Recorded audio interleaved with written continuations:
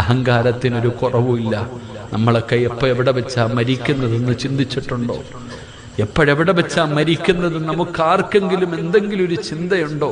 നമ്മളിങ്ങനെ നടക്കാം, എന്തൊക്കെയോ നേടിയതുപോലെ വാരി കൂട്ടിയിട്ട് ആരെയൊക്കെയോ തോൽപ്പിക്കാനുള്ള ഒരു ജീവിതം. മരണം എപ്പോഴാ വരുന്നെന്നറിയില്ലടോ. ഏത് നിമിഷവും നമ്മുടെ ജീവിതത്തിലേക്ക് മരണം വരും. രോഗം വേണ്ട, ക്യാൻസറും ട്യൂമറും ഉള്ളവർ മാത്രമല്ല മരിക്കുന്നത്.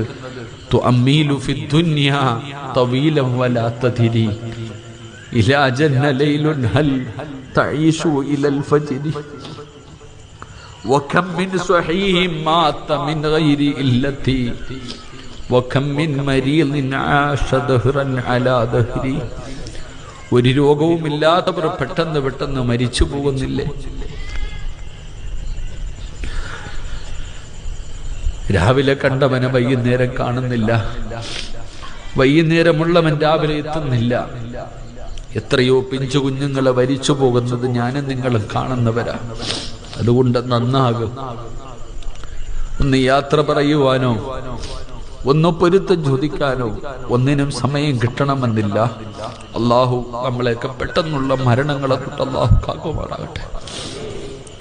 അള്ളാഹു നമ്മളെയൊക്കെ പെട്ടെന്നുള്ള മരണങ്ങളെ തൊട്ട് പടച്ചു റബ്ബ് നമ്മളെയൊക്കെ കാക്കുമാറാകട്ടെ.